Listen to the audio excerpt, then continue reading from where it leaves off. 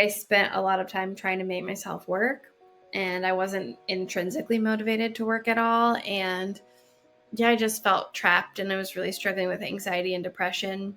And that post that I read said that feeling lost is knowing that who we were is gone, but not yet knowing who we are. Be brave, because it's so much better when you don't cry every day at work because you've invested so much, like the sunken cost fallacy. It's always a success if we're moving towards the thing that we are called to do. And I think that loving yourself enough to not let you down was not something that I found until I was like last year ago. Yeah. So that would be Yeah, like 34 right years old. now. So maybe, yeah, maybe don't wait that long. Seeing my mom pass away when she wasn't even 60 yet, and that's pretty young, really. And so if I only live to that age, I'm halfway done with my life. What do I want the next half of my life to look like? What do you want your life to look like, and work towards that? Today on Science with Impact.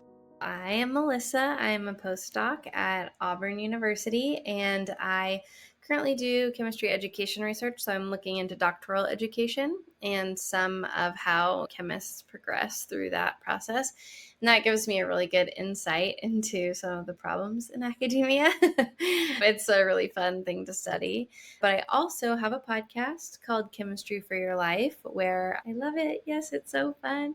Where I try to make chemistry accessible to anyone, regardless of their background in chemistry. And that's probably where my alternate to academia career aspirations really come into play. Is I really love making that content. I love knowing that it's free and that anyone can learn about it. And that's really important to me. And so I love that. And then I also really love the teaching side of things. So I do still want to do a little bit of academia in terms of doing some teaching in the classroom, but I'm really interested in doing that content creation as well.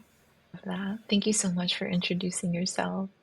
So, from your perspective and your experiences, what is alt academia? So I've thought of alt academia as being like anything outside of that main sort of research professor role. And so I know some people who have been really happy being in administrative positions, or maybe in like management still within universities, or maybe like at teaching centers. Outside of that, I know people who have just completely left academia and they're doing something totally different. So I think of alt academia as being anything outside of that research professor tenure track type of position. Yeah, there's even some crazy people out here doing consulting firms. There's all sorts of stuff. I almost mentioned that. No pressure. So, we've got two questions that we're going to go over together.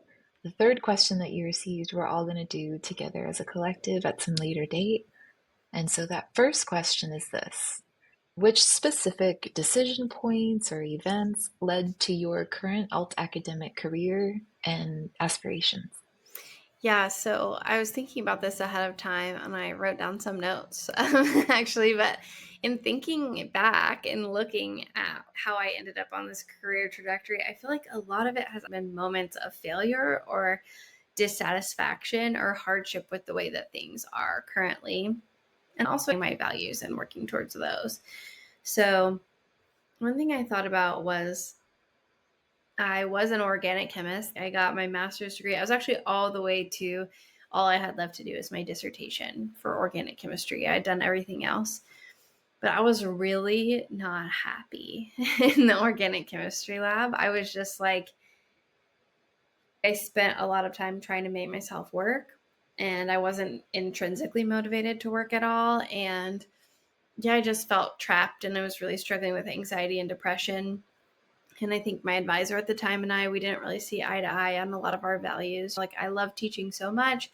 That wasn't something that he really saw as important as I did. And so it was like I was going into a space every day where I was who I was being pushed back on. And around that time, my advisor and I realized like this isn't a good fit. And so I switched into chemistry education research. And I had an advisor then who was really supportive of me pursuing what my own goals were.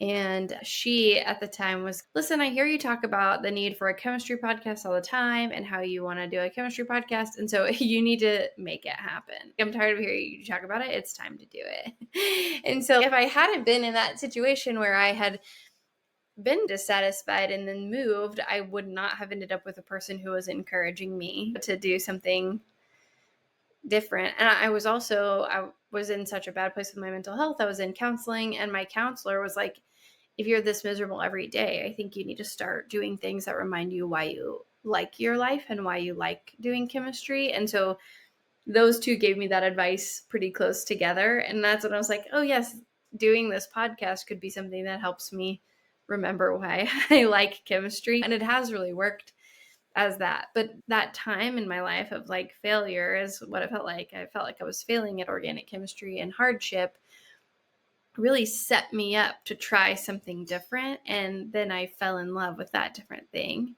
And then another area that I've made content that is not as like big of a deal, kind of, I guess, as the podcast, but has been really helpful is I started making YouTube videos for my organic chemistry students. During 2020, in the pandemic, no one was coming to office hours. And then I would get these same questions over and over again. And I was like, they're not coming. And then when they are coming, they're asking the same things. And I feel like we're not making the most of our time. What can I do here? And so I started to make videos where I just solved problems.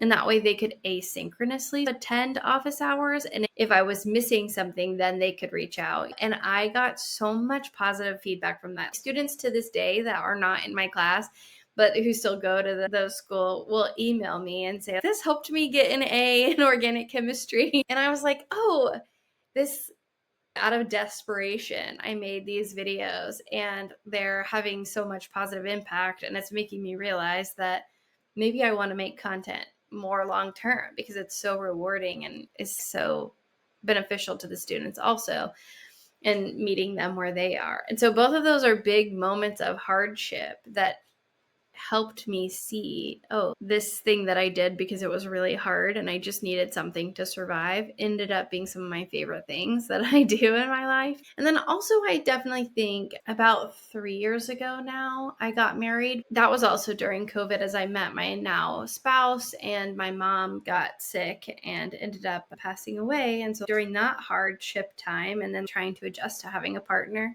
I realized how hard it was that my job was taking away from these people that I really loved.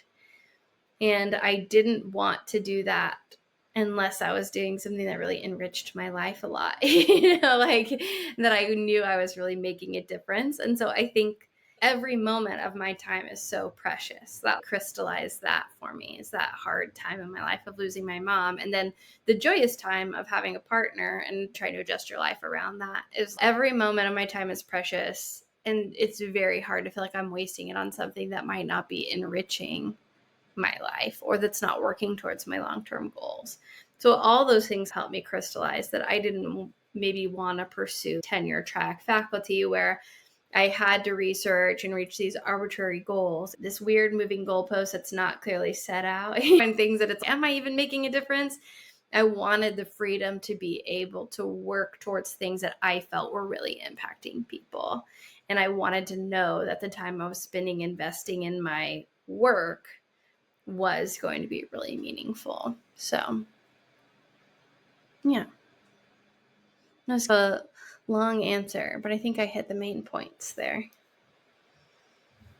Thank you for that thoughtful answer. I've got, let's see, 1, 2, 3, 4, 5, 6 follow-up questions. Okay, great. Is that okay? Yes, of course. I have all the time in the world for you today. So I read somewhere, and I'll find it and share it, but that feeling lost and feeling anxiety and pain around where we currently are is such a hard thing, because for many of us, we made all these decisions that led to that we thought that's what we wanted. And the post that I read said that feeling lost is knowing that who we were is gone, but not yet knowing who we are. Wow. I just thought of that while you were talking about how your moments of hardship really guided you. And I just want to compliment you on listening to those, because so many people might not. I really want to encourage anyone who's feeling anxiety or depression, particularly around going to work or going to do the career, school, or whatever, that when you're feeling that, to listen. Yeah. It took me a long time to listen. Like, I would drive to school and park and just cry and then turn around to go home. And if that wasn't a sign that I wasn't doing the right thing, I don't know. It took me so long to realize that that wasn't normal and I didn't have to stay. But I just felt this pressure to stay. So it did take a long time to get to that point. Also, if people are in that place, be patient with yourself. But yeah, be brave, because it's so much better when you don't cry every day at work. Yeah, absolutely. Your mental health is one of your best assets to knowing when you are in alignment with who you are and when you're not. Yes. And Yeah. it can be confusing when you feel like you're in alignment with who you were. But that quote was really helpful to me. And I had a similar experience, Melissa. I was at one point, I would get in the car and then start it up. And just the moment I started up and started driving, I'd start crying because I was just like, I really don't want to, but I have to. I feel like I have to. Yeah. And I would just keep driving. That didn't stop until I stopped and really took some time to think about what wasn't working anymore. Yeah, exactly. And I think that it is hard to stop and listen, because sometimes I think it feels like you have no way out because you've invested so much, like the sunken cost fallacy. Oh, I've invested so much in being here. I've invested so much to get to where I am. So it would be a failure, or I would lose all that if I change now. But it's not a failure. It's always a success if we're moving towards the thing that is going to be doing the work that we are called to do. It's always a success if we're moving closer to that and you're not losing anything. Like, that time I spent in organic chemistry really has enriched my understanding of the world, informed my ability to do the podcast and to teach organic chemistry and to make organic chemistry content. It wasn't time lost. I learned so many valuable skills in that time. It just wasn't where I needed to be anymore. And yeah, I think that's also hard. It's not feeling like I wasted that time. But I really, at the time, I was worried about that. But in hindsight, no, I still get to keep all those skills. I remember feeling the sunk cost fallacy, and I remember feeling like I was going to let everyone down. Not just the people in the lab that I'd committed to, but my family. We were first generation. I'm a first generation American, and they immigrated here. So I felt like I was going to let them all down. I felt like I was going to let Hispanic women everywhere down because I was the only Hispanic woman in the lab and in that building. And so I was like, I'm letting everybody down if I don't go. Yeah. And I think that loving yourself enough to not let you down was not something that I found until I was like last year ago. Yeah. So that would be Yeah, like 34 right years old. now. So maybe don't wait that long. Maybe if you're listening to this and you're younger than that, don't wait that long to love yourself. Yeah, Just a sure. thought. Yeah. Speaking about love, would you please tell me, what do you love about teaching? For so long, would tell people that I did chemistry and they'd be like, wow, you must be so smart. Or, wow, I hated chemistry. And both of those to me felt like, a lot of times I started to ask, did you have a good chemistry teacher? And the answer was oftentimes no, that they didn't. And I realized how much I had a really good chemistry teacher and how much she opened the door really to the rest of my life. Like, she showed me something that I could love in academia more than anything else. And it was because of her passion and commitment to teaching. And also, I think she made it accessible. I don't think you have to be really smart to be in chemistry. You have to have a good teacher who makes it accessible for you. But if you don't have that, the only people who succeed are the ones who like naturally have this talent. And so that, I think, really drove me to want to make it accessible for more people. And then it's just so fun when you get to see them, the light bulb turn on, and know that you made a difference. And not only a difference in them understanding this topic, but a student of mine wrote me an email that said it made a difference for her, like she realized that her worth was so much more than her grades after being in my class. And I was like, that's it. That's the goal. Like, I want you to get to enjoy and experience chemistry and feel like it's accessible, but I also want to help you see that there is so much more to life than just what you're getting on your test. So, yeah, I think that was really, I love interacting with students, and I love really helping make things accessible for them. In chemistry education, we have so many tools that we know are effective in teaching, but a lot of educators don't have the time or capacity to go learn about those. They don't have the support to go spend time learning about those and then implementing it in their classroom. But with my training, I have a lot of knowledge already. So it's fun to be able to take that into the classroom and then also share some of that with other educators. That's something I've really enjoyed as well. Lots of beautiful things to love about teaching. Thanks. I really do love it so much. And I think the podcast and content creation are all just like expansions of that in other settings. That makes a lot of sense.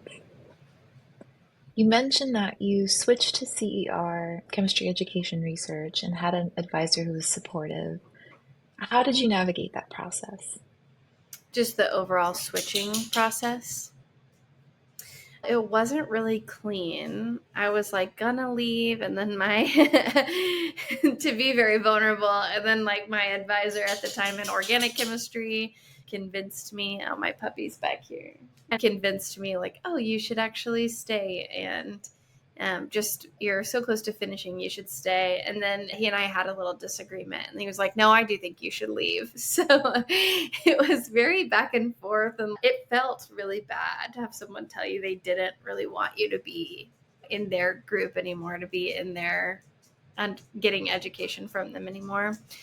But I had already started talking to some other people about chemistry education, and I was in a unique situation. We used to have a chemistry education program where I got my Ph.D., and it had died down, and there was a lecturer who wanted to bring it back, and the chair of our department wanted to bring it back, and we had a lot of people who supported UNT, like donors for scholarships and stuff, that wanted the education track back. And I had been talking with that lecturer. We both really were excited about the potential to bring back an education division within chemistry. And so whenever my advisor and I got into this disagreement, I just went down to her office and was like, should we do this thing or what? And so it was really hard because there wasn't a program, and it was just her and I holding hands, blindly walking forward. Not even, I guess, it was holding hands and walking forward in the dark, and there wasn't a path, and we were just trying to figure it out. And eventually someone trained in chemistry education joined, and it worked out really well. But I had to do a lot of being self-motivated at that time, and it was really good that I was excited about my research and that I was excited about education, or I would not have been able to succeed. But I think that showed the difference, is I couldn't even be motivated in organic chemistry when I had an advisor who was checking in constantly, trying to make this work, and there was a clear path forward. I could not motivate myself for that. But then being in this amorphous situation where I had to determine everything that was happening, I was able to motivate myself to keep going in that setting. So it was that was, I think, a good indicator that I was happy in this setting where I had not been before. So it was a unique transition for sure. This dog is being naughty, and she's scratching to go outside. So I'm going to actually put the dogs in their room. These are my roommate's dogs. So come on, girl. Oh, you're welcome to take a break and go walk them if you want to. Oh, no, No pressure. Okay. They like actually have been outside multiple times. I forgot that you couldn't hear me on my AirPods and that I was walking away from the speaker. They've been out multiple times today. They just get bored and scratch on the door, and it's bad behavior. So we're trying to teach them that if they scratch on the door, they don't get to go outside because it's going to damage this door in this house that we're renting. And they have been out already a lot. Pressure. So they're just being a little naughty. I think the universe might be conspiring against us. The tornado sirens are going off, and this isn't their scheduled time. Oh no. I'm gonna go check in with my husband really quick, if that's okay, Yeah. and then I'll let you know if maybe we just have to find Okay. another time to Do finish whatever you need recording. to do. I'm just gonna check in with him real quick and see what he Okay. thinks. Yeah, One I can second. just wait. Do whatever you need to do. Hey, we're getting all the warnings that say I Okay. should go underground, so I'm Yes, gonna go in the basement. I'm so that's sorry. We'll okay. have to Please be reschedule. safe. Reach out to me, okay? And so I know you're safe. Okay. Yeah, absolutely. If I don't contact you in an hour, then you can assume I've died. No, I'm just kidding. Okay. Be No, I'll respond to you there. within an hour. Okay. All right. I'm sure it'll be fine. I'll Okay. talk to you soon. Bye. Bye.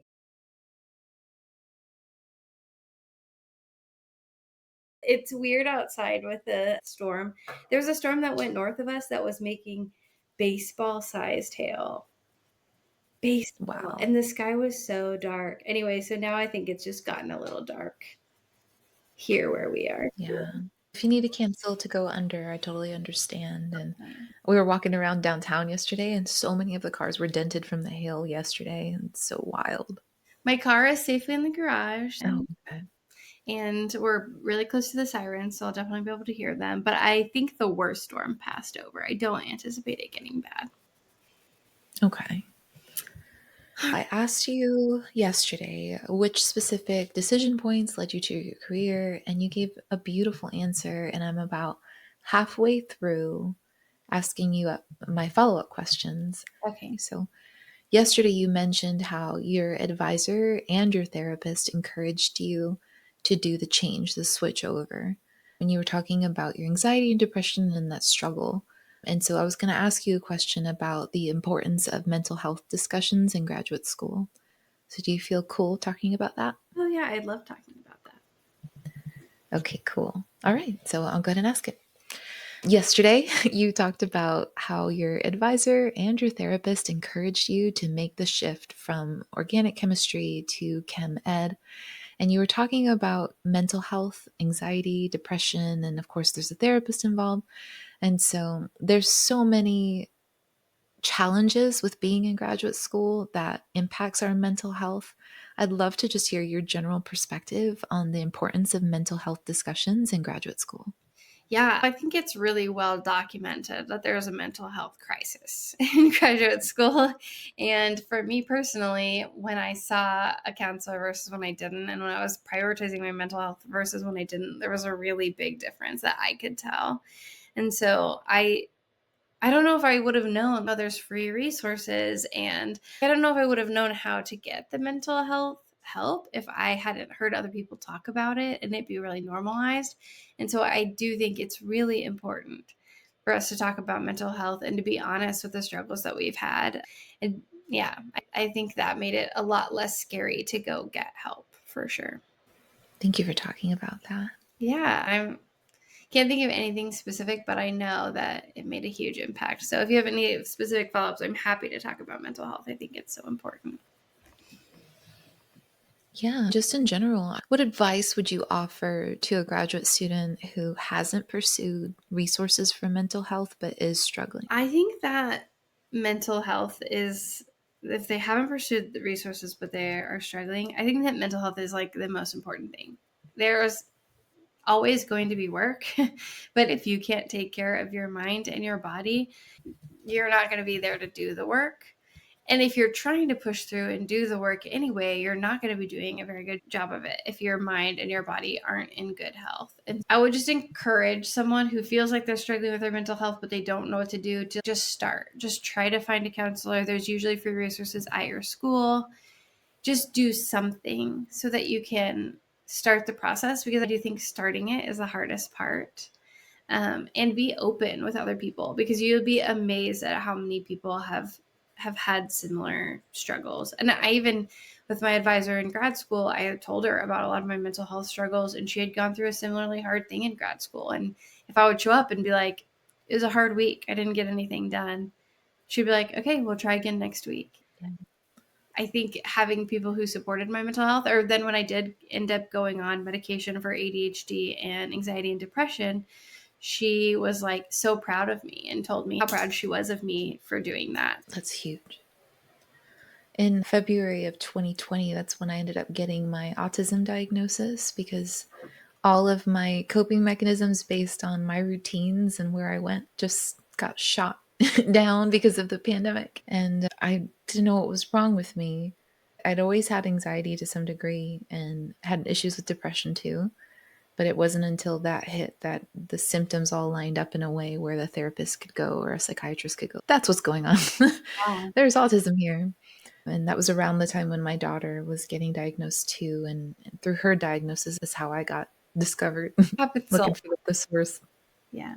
So I can relate. And I will say, knowing how to fix it and knowing what's wrong is like a lot of the challenge. Yeah. Because when you know that you're not crazy, that there's not anything inherently wrong with you, that you're just reacting negatively to negative circumstances, which is reasonable, Yeah. then you can know how to deal with it and not shame yourself into a dark corner. Yeah. And I didn't have an ADHD diagnosis until my last semester of grad school. And it was so hard. Like, I like to say it was like finding out I ran a marathon with a 10-pound weight that nobody else was carrying. And like, I had spent so much time hating myself for not running as fast or as well as these other people. And none of them were carrying this 50-pound weight. And so it was like I spent so much time really being mean to myself. And I wish I had not done that. I wish I had really, if I had known sooner, I think it would have been easier to have grace for myself. It's just, there's a dopamine imbalance in my brain. And so my brain is constantly trying to get dopamine. And so it's not that I'm a failure. It's that I don't have enough chemistry and my brain is not acting right. And so it really changes the whole narrative for me. I love that you tied it into chemistry. And I also love that the metaphor of the marathon. In my head, it was like playing a board game where everyone else had the rules and I had to just like piece them together as I played. It felt like that. Yeah. So I think it's really interesting. I like that metaphor. Yeah. I know that during grad school, you got married and you lost your mom. That really helped you realize what is being taken away from you by this kind of like toxic productivity situation that permeates academia. Yeah. You said, every moment of my time is precious. And what I loved about that is that when I was talking to Morgan, it became clear that one reason she decided to go out academia is because she felt like she had to choose between academia and being a person. I wanted to ask you, how do you feel about that? Does that resonate with you or connect with why you chose alt academia? Oh, she thinks it's like she had to choose between being an academic and being a person. That's a really powerful way of putting it. I don't know if I would put it exactly that way because I think I could see myself having personhood if I had stayed in academia. But it was like, was that the type of personhood that I wanted? So it wasn't like, I have to decide between being a person. I totally know what she means. Sometimes I have felt like that. But long term in my career, I think it would just be like, no, I decided that I wanted a different life. I wanted to be a different person. I wanted to be a person who valued the people around me more than my job. And I wanted a job that was very clearly not going to take advantage of that. That is a very powerful way of putting it. I totally know what she means, though. So it does resonate with me in some ways. But I think it's like, for me, I conceptualized it slightly differently. But yeah, that's powerful. Wow, Morgan, way to go. I thought so too. How would you compare the Melissa you would be had you gone academia formal versus the person you could be as alt academia? I think the biggest thing I feel like is I can diversify and like diversify my activities and I can pursue the thing that I'm passionate about in that moment when it comes to work. Because I think a lot of, if I had gone like a traditional research professor route, there's like expectations of productivity that I have to meet, even if that's not something that I think is important or that I'm passionate about. To get tenure, there's like these expectations. But with being in an alt academia route and sort of patchworking together what I want my career to look like, I feel like I can pursue the things that I think are important when I think they're important and how I think they're important. and I don't have to be working towards this very confusing arbitrary goal of tenure. And then the other thing is not only diversifying my work life, but my personal life too. In the career path that I'm looking for, I'm specifically trying to pursue something that's going to give me this space to spend time with my friends and family. And that's really important to me. Like, a lot of my friends have kids and their kids are off in the summer, and I want to be able to go to the zoo with them in the summer. And I want to not have to worry about how behind that puts me at work. I want to really be able to leave work at work. And so it helps me diversify both within my career and the work that I'm doing, but then also within my relationships. I feel like I have more freedom to pursue those, because in academia, a lot of times there's always more that you could be doing. And it's really easy to like should yourself. I should be doing this and this. And that's just not the life I want. I want the freedom to be able to diversify both in what I'm pursuing work and invest in my relationships alongside that in a more meaningful way than I think I'd be able to just in academia. I love that. We're touching on question 2, which is, how do the decisions of your career align with what you value and what you want out of your life's work? And in question 1, you mentioned the weird moving goalposts of academia. I was wondering if you could touch on that, because you've just mentioned pressures of tenure, feeling restrained about your time and like how diverse your hobbies can be. I'd really love to know what you think about in terms of like freedom, academia, goalposts, all of that.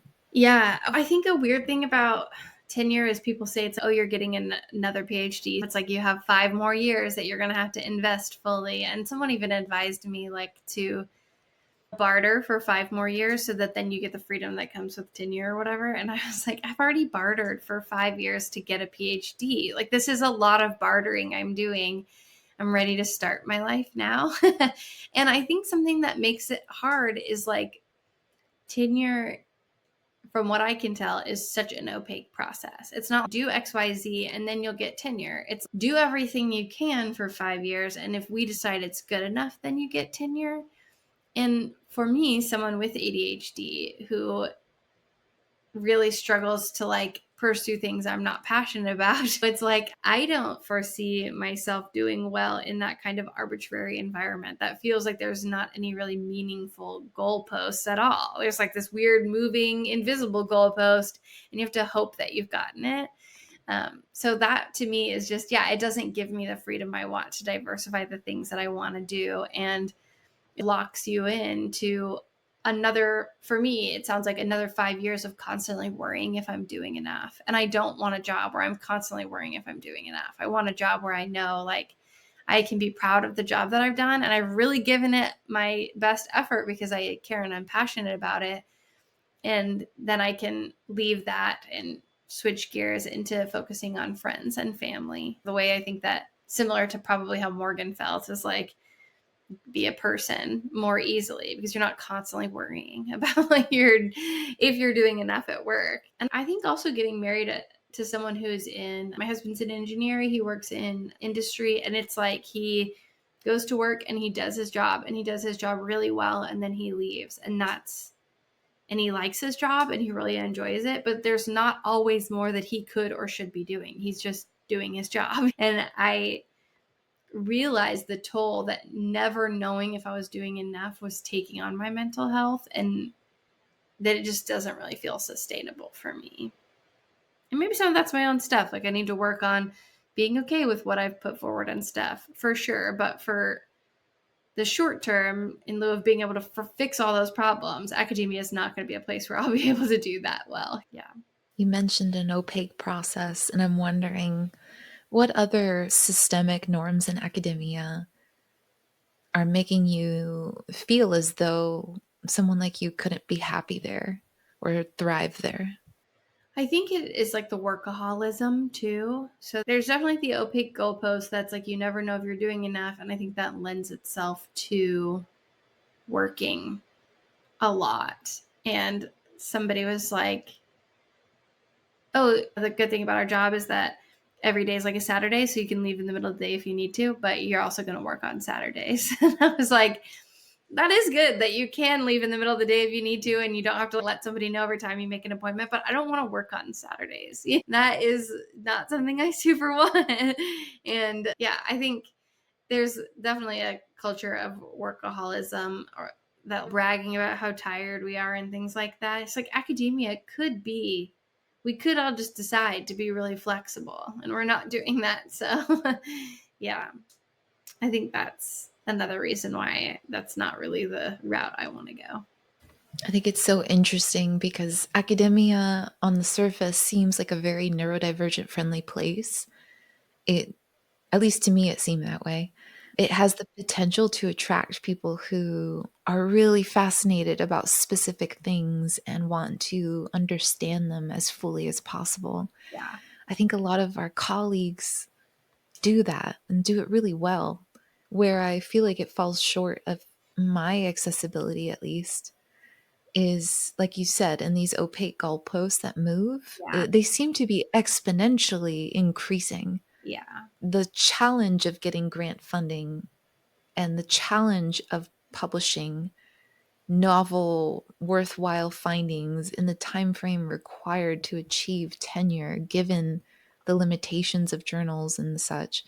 All of these things it just seems like the challenges, I don't know, I liken it to the way economically it's been for our generation, where it's like you're still working just as hard, but you're not getting a fraction. You are getting a fraction of the value from that work that you would normally get because of XYZ.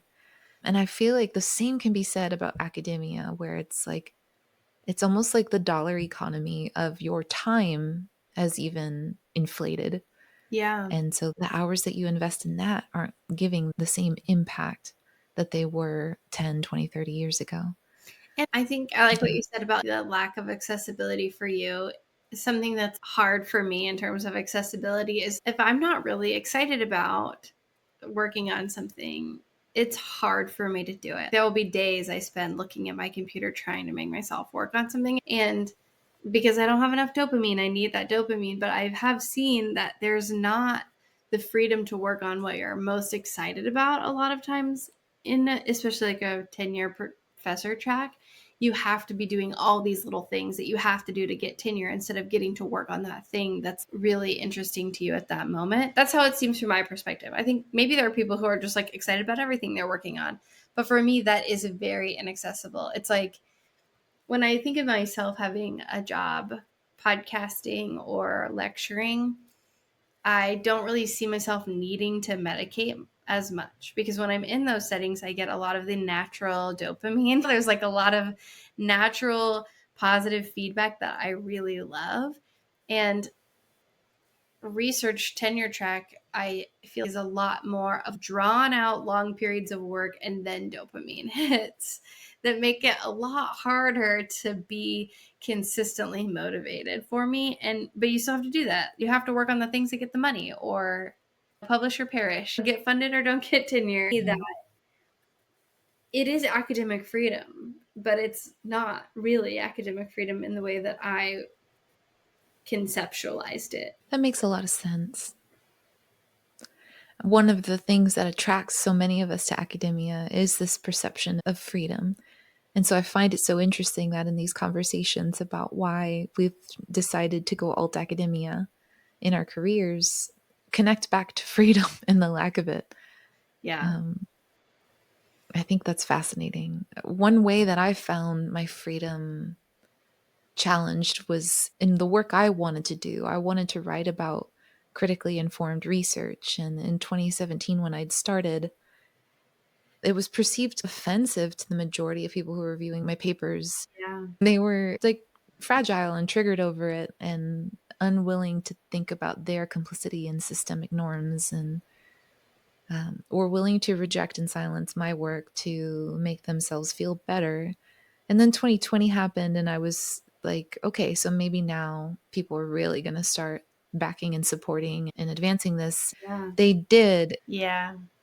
So that was frustrating. And now in equity research, it's like this whole backlash of all the advancement that happened in that short window. Yeah. And now there's a huge backlash to more minoritarian narratives through the advancements that happen on majoritarian wings. Just as an example of, you think there's freedom there, and for maybe some people there are, and maybe some people really reap the benefit of that. But for somebody like me, I did not see a means for that to be a window to freedom.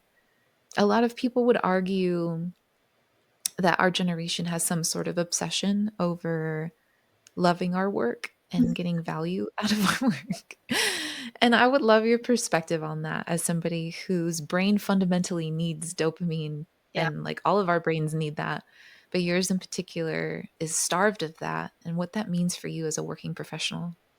That is so funny because I feel like in choosing to change instead of trying to pursue the job that I love, what I decided was to pursue the life that I loved. And so there is academia that's like very appealing to me, that it's, oh, this is my dream job. I can make a difference. I can do this, that, and the other. But actually, what I realized was maybe I don't take my dream job and I pursue my dream life, and my dream job will facilitate that. So I feel like I did the opposite. And I do love my work and I think it's really important. But to have the life that I want, I'm actually sacrificing the loving my work, like having the dream job, and changing to teaching, which I do love teaching for sure. But part of why I'd like to be, and I love podcasts, like teaching on the podcast, it's like I love those things.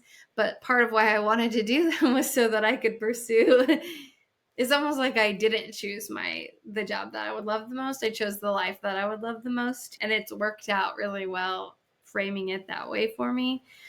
So, yeah, but it is something that I've talked about is, even if I wanted to do research all the time, I would rather get paid less to be able to work on the research that I'm excited about, because it's much more motivating, and do it in my time instead of having to be in this like kind of rat race. But I also think that people criticizing our generation are other generations and they have their own problems. So I'm not like real keen to take advice from them unless it's like individuals that I respect a lot. Because I'm like, what are you guys mad about? You're the one who messed up the economy for us anyway.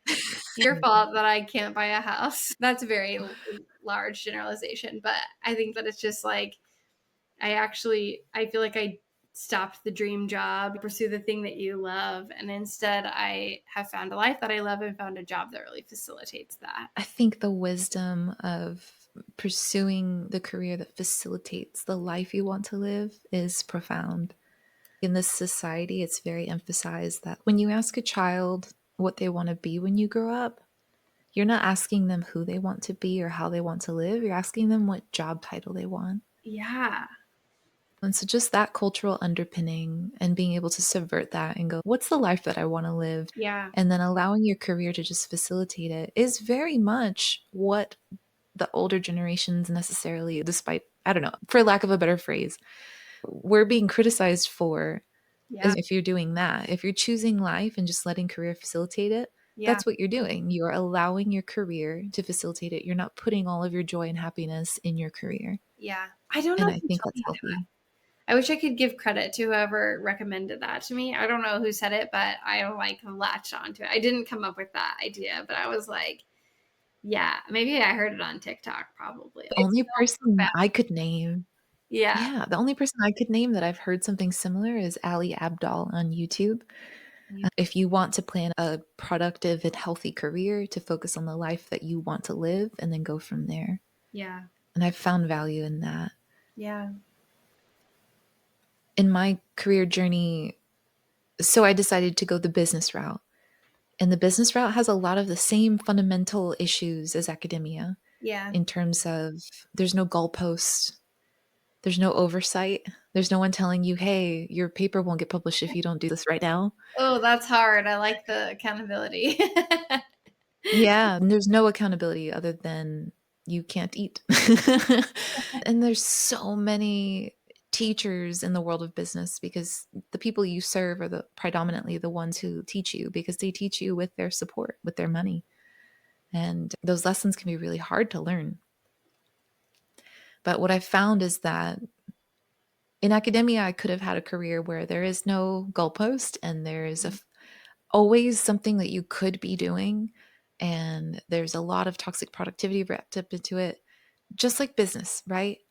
But the one thing for me that made the biggest difference as being someone in science education who wants to make a difference is the impact that I can make. I feel like the impact that I can make in my business is bigger than Yeah. the impact I was able to make across several levels of academia. Because I've done this as like a teacher, Yeah. researcher, as a grad student, postdoc, and as an administrator. And I didn't find the leverage and the impact that I wanted to make in those spaces. Yeah. That's really a good point. I do think that's something that I feel like I get to do in the podcast that I have not been able to do is like I get to be the change. It's like I get to do the Yeah. thing. I'm like, oh, I think we should teach chemistry with contest-based examples, but trying to change a whole education system to support that is going to be really exhausting and hard. But what I can do is meet people where they are outside of the classroom, anyone who has an internet connection, and try to be accessible for those people. That was actually a question. My answer to the second question was I think one of my big values is making chemistry accessible. And a lot of educating isn't, but I do have the freedom to do that in the podcast. And that for me is, and I got to do it right away. I didn't have to go into the system I didn't agree with and then try to change it. It was like I got to make something that was already doing the thing I was excited about. And that, yeah, it felt like it was making a difference from the very beginning. And as we got more and more success, it's, oh, yeah, this really is resonating people. This is what I wanted to do. And I can impact so many people.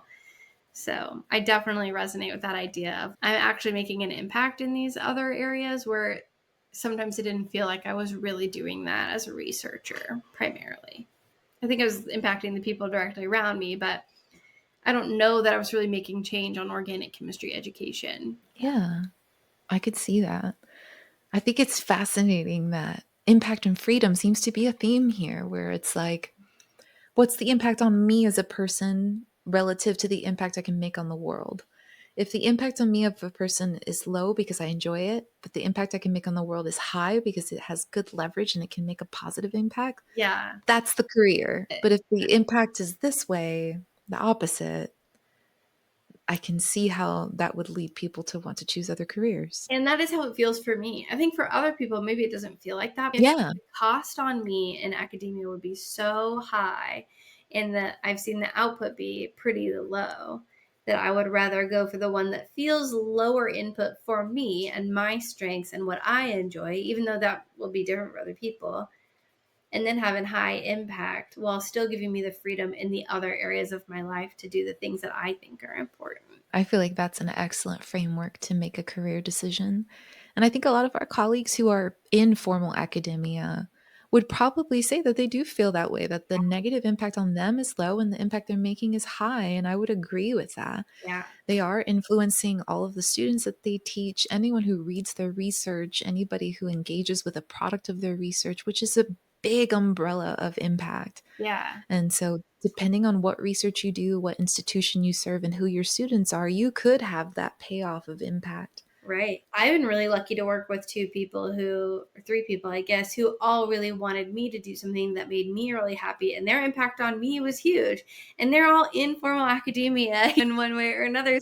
They Exactly. have had a really big impact. But for me, the cost of on my particular set of skills and passions, whatever, it was too high. But for them, that's their dream job. That's the job that Yeah. facilitates their dream life. And so I think it just really depends on who you are and what your strengths are and what you're driven by and how you see yourself making an impact. And I've definitely been impacted by people who encouraged me to pursue the things that were going to add value to my life. And I've been really grateful, especially as I've been in my chem ed career. I think all three of the primary advisors I've worked with in my chem ed career have been really supportive of my mental health and pursuing the career that's going to facilitate the life that I want. I feel really lucky in that way.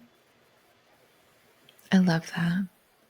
You mentioned chemistry being accessible as a value.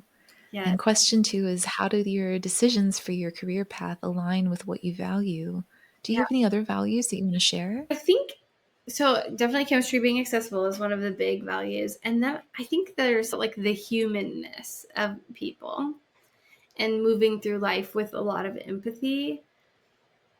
And for people that I vehemently disagree with or have a hard time seeing where they stand, sometimes I struggle with being empathetic with them. But like with my students, knowing what it was like to be a student, putting myself through school, struggling with ADHD, didn't even know I had it. Like I see a lot of their struggles and want to be really empathetic with them. And with the podcast listeners, understanding that like you may have had a really bad experience with chemistry, and I want to interact with you on a really human level and make it fun and interesting on a really human level. I think I have tried to let treating humans with a lot of empathy and love and trying to honor people guide my work in both areas and in my personal life as well. That's something that is probably what honestly informs my desire to make chemistry accessible because I think that it's really important. Yeah, that's my current thought. All right. I feel like we've covered questions 1 and 2 really well. Thank you. And yeah, of course, thank you so much for your insight on all of this. I know next time that we get together, you'll see we'll all be in the room together, and it'll be that third question that's on our list. So before we think about that or move to that, is there anything else that you wanted to say that you weren't asked? I think, yeah, the note that we ended on this idea, the find for you what's going to have a minimal negative impact and that you feel is going to do the things that you want to do in your life, and take that as your career path. Find the job that really facilitates the life that you want.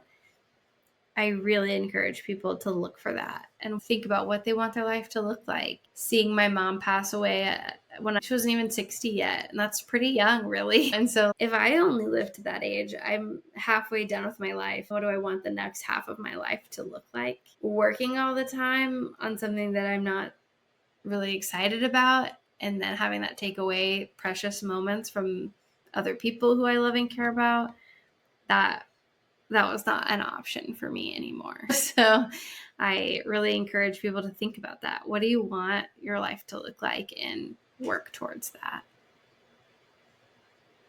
I love that.